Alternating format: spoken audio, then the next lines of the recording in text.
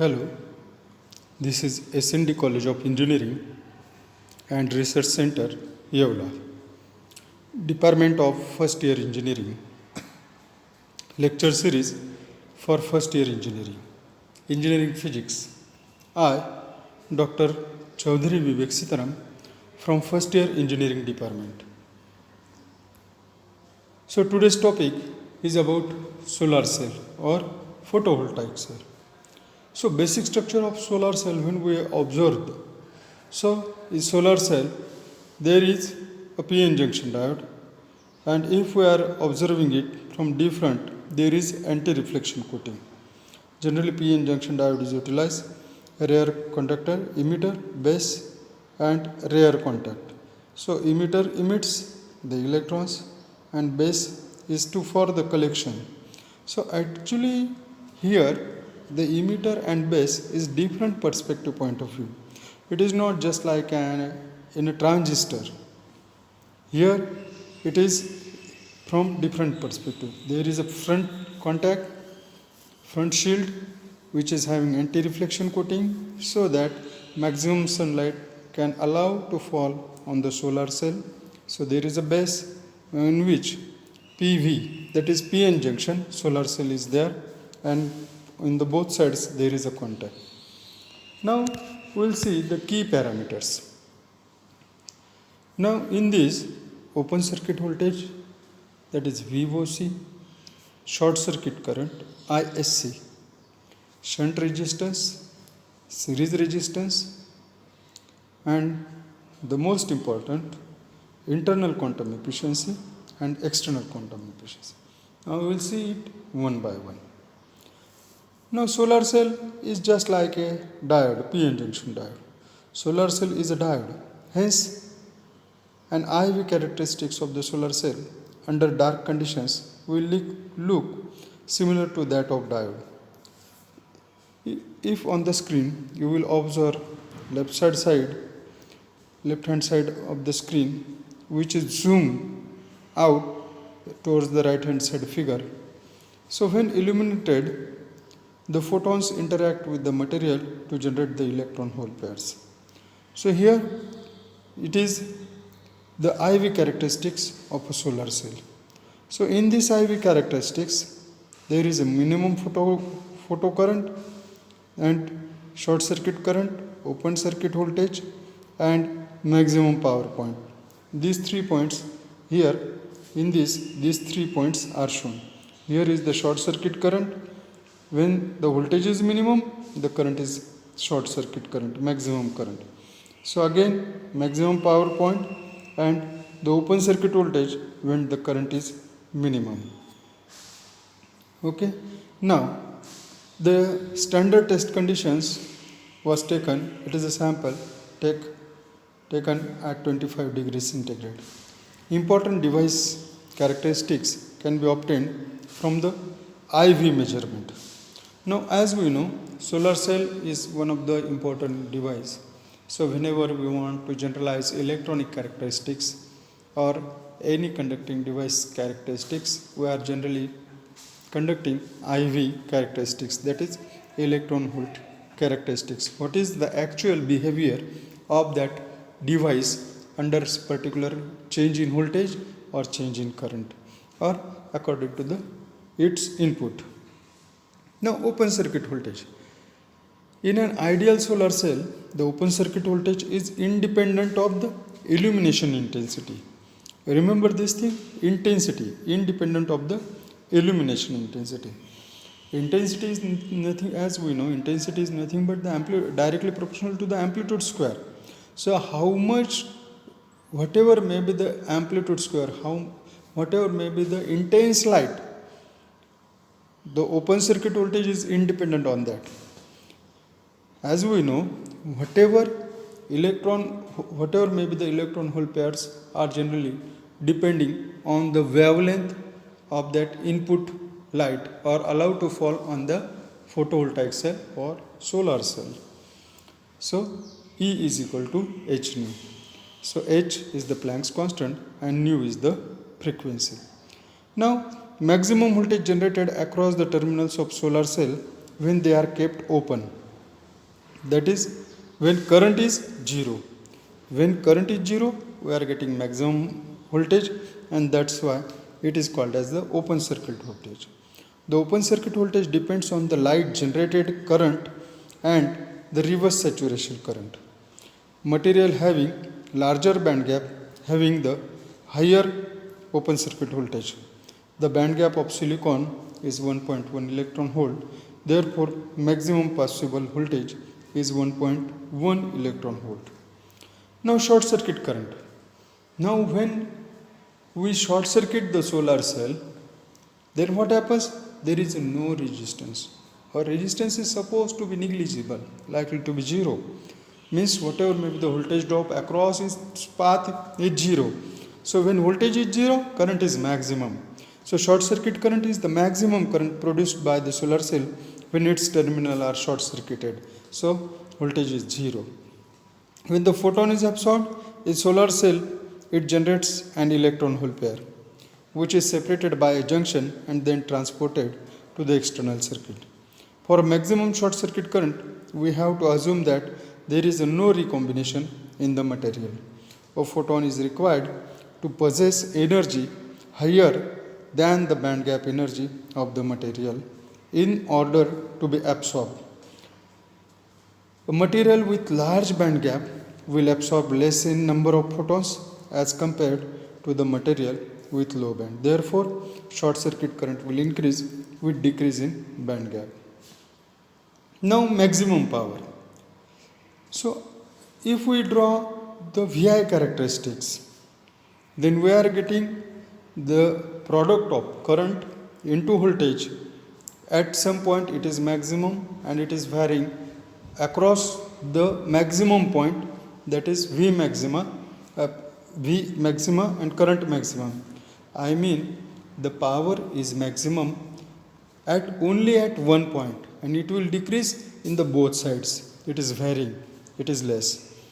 So if we draw the rectangle with the origin VOC, open circuit voltage, and short circuit current as the three corners, the fourth corner of the give the maximum theoretical power, that is maximum power. From the origin, draw the line passing through the maximum theoretical power. This is called the load line. Now in the figure, if we draw, so here is the open circuit voltage, here is the short circuit current. If we draw the rectangle, then the middle point will show the maximum power point, and if we draw the load line through the origin to that maximum point, so it is a DC load line or load line for a given solar cell. Now if we calculate the efficiency and peak power of a silicon solar cell operating at 27 degrees centigrade with a short circuit current of 2.2 ampere and operating under standard illumination of 1000 watt per meter square, the area of solar cell is about 100 centimeter square. The formula is given over here. Open circuit voltage is equal to kBT upon Q, natural log of IPH upon IS plus 1. So it would be 0.616. So the efficiency, open circuit voltage will be 0.616. Now similarly, if we calculate, consider the fill factor. Now we will see afterward what is fill factor in just a few minutes. So consider the fill factor of a solar cell to be 0.75 or 75%. The efficiency will be given by power input, maximum power upon power input. So Vm Im upon power input. So it would be 10%. The peak power in this case is given as P max is equal to VOC into ISC into fill factor. Now parasitic resistance. Now, in parasitic resistance, there is a characteristics resistance. The characteristics resistance of a solar cell is the output resistance of solar cell at its maximum power point. Remember this thing, at its maximum power point, where the V into I, that is voltage across the solar cell, and current produced by the solar cell, the product of both if we taken, then it will be the power. Power is equal to V into I. Whatever may be the output current and power voltage, the product will be the power. The product is maximum, that is IMVM. If the characteristics resistance of the solar cell is the output resistance of the solar cell at its maximum power point. If the resistance of the load is equal to the characteristics resistance of the solar cell, then the maximum power is transferred to the load and the solar cell operates at its maximum power. As we know, we had studied in the previous syllabus also, so maximum power transfer theorem. What it is? When the internal impedance of any device is equal to, or any source is equal to external impedance of the load, then it will be called as a, so maximum power would be delivered to the load by the source. That is nothing but, for example, if we consider we are having a pipeline through which water is supposed to flow. It is having 1 inch diameter, and if we are connecting it to the same 1 inch diameter pipe by cutting it and again rejoin it, what will happen? The water will not feel any change in volume or pressure. It is maximum. But if we decrease the whatever next joint to that water line, what will happen? Its area will reduce. So according to that, its volume is reduced, but pressure will increase. So, and if we increase the next pipeline, instead of decreasing its size, if we increasing its diameter, what will happen? Then its volume will increase, pressure will decrease. So again we are not getting maximum flow. So similarly in the same analogy, I had given you analogy. In the electronic circuits, electronic devices, maximum power transfer means whatever may be the current flowing through a source or current delivered by a source does not feel any change if the internal impedance or internal resistance is equal to external impedance or external resistance. So same thing is happen over here. The characteristics resistance of a solar cell is the output resistance of solar cell at its maximum power. The value of this resistance can be approximated by R characteristics resistance is equal to open circuit voltage divided by short circuit current. Now parasitic resistance. Parasitic resistances, the series resistances RS of photovoltaic module represent resistances in solar cell solder bonds, emitter and base regions, cell metallization and etc. And the shunt resistance represented any parallel high conductivity path across the solar cell, so it will contribute. And for a good fill factor, we want a shunt resistance or series resistance. Series resistance as low as possible and shunt resistance as high as possible. So here is given a typical one example of a given for one solar cell, that is what is the effect of series and shunt resistance. So here we had taken the, now in this example, if we consider here, so fill factor is equal to fill factor into 1 minus RS. Okay, a straightforward method of estimating the series resistance from solar cell is to find slope of the IV characteristics. So now this formula evidence that the series resistance will affect the fill factor, similarly the shunt resistance also. Now here is the contribution of shunt resistance.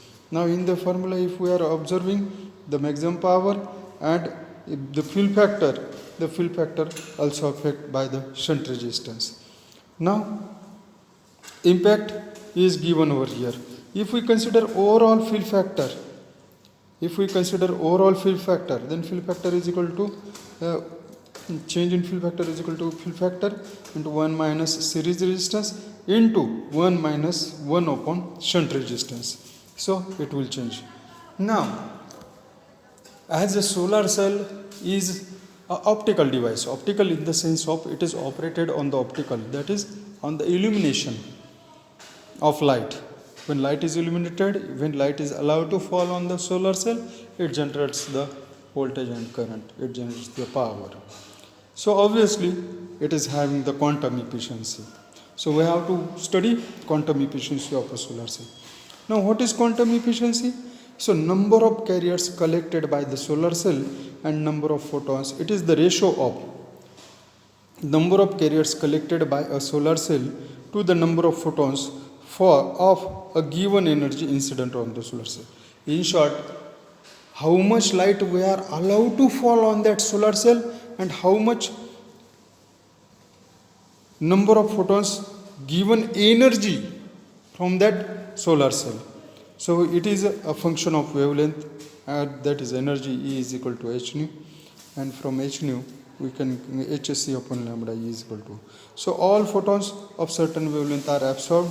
Efficiency is unity for that wavelength, and for energy below wavelength is 0. So there are two quantum efficiency: external quantum efficiency and internal quantum efficiency. Now external quantum efficiency means electrons per second allowed to the number of photons per second, and in internal electrons per second to the absorbed photons per second. So what is external quantum efficiency? It is the ratio of number of electrons generated per second to the number of photons allowed per second. And whereas internal quantum efficiency is the ratio of electrons generated per second to the absorbed photons.